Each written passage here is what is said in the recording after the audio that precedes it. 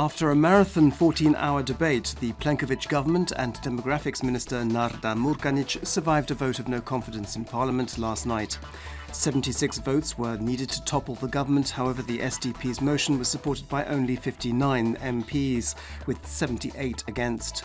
According to parliamentary regulations, the 31 SDP MPs who launched this initiative must now wait 6 months before entering another such venture. Opposition and SDP leader Davor Bernardic has called it a defeat for Croatia at the hands of political corruption. He said the SDP would continue the fight for a normal democracy and give young people a reason to stay in the country. Prime Minister Andrej Plenković has said that the debate showed his government was committed to ensuring the general interest of Croatian citizens by protecting the country's economy and people's jobs. After the Index News web portal published a hitherto undisclosed part of the UN Arbitration Tribunal's verdict in the Ina Mol case, the Živi Zid Club of Deputies called for a parliamentary recess last night. These extracts clearly show the UN Tribunal's reasoning in ruling in Mol's favour, and given this knowledge, it is questionable whether there was any point in the government appealing against the ruling at the Swiss Federal Supreme Court. That appeal failed, and Croatia now has to pay its legal costs. Furthermore, there is another ongoing arbitration procedure in this case being conducted at the International Center for the Resolution of Investment Disputes in Washington, and Most MP Tomislav Pananic warned last night that the UN Tribunal's ruling was likely to have a very strong and negative influence on the outcome of that procedure as well. President Kolinda Grabar-Kitarović yesterday again criticised the Plenković government and the situation in the country. At a ceremonial session of the Vukovar-Srijem County Assembly, she warned that the exodus of young people, particularly from eastern Croatia, had resulted in an emergency situation which required emergency measures. Prime Minister Andrej Plenković has reacted to the president's criticism, saying that Croatia is not in a state of emergency. He did acknowledge that there were problems which were accumulating, but emphasised that his government was being decisive in tackling them. The SDP's Siniša Hajdaš-Dončić has commented that the president's remarks should be seen as part of her campaign to be re-elected, given that almost 80% of Croatian citizens think the country is heading in the wrong direction.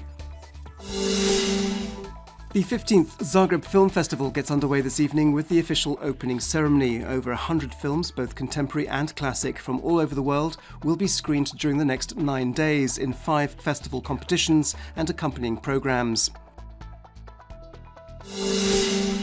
Sport, and Croatia's national football team travelled to Greece today ahead of Sunday's second additional and decisive qualifier for next year's World Cup in Russia.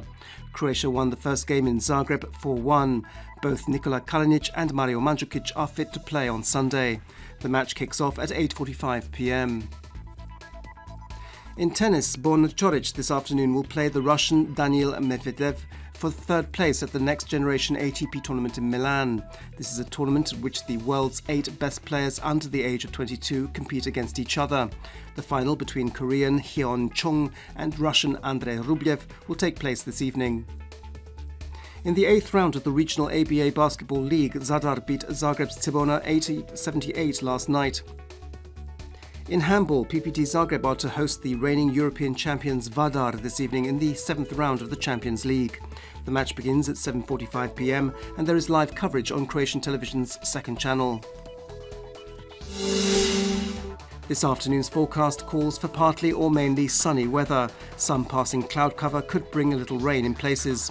There'll be a moderate southeasterly and southwesterly wind in places along the coast, with a northwesterly and northerly wind on the open seas of the northern Adriatic.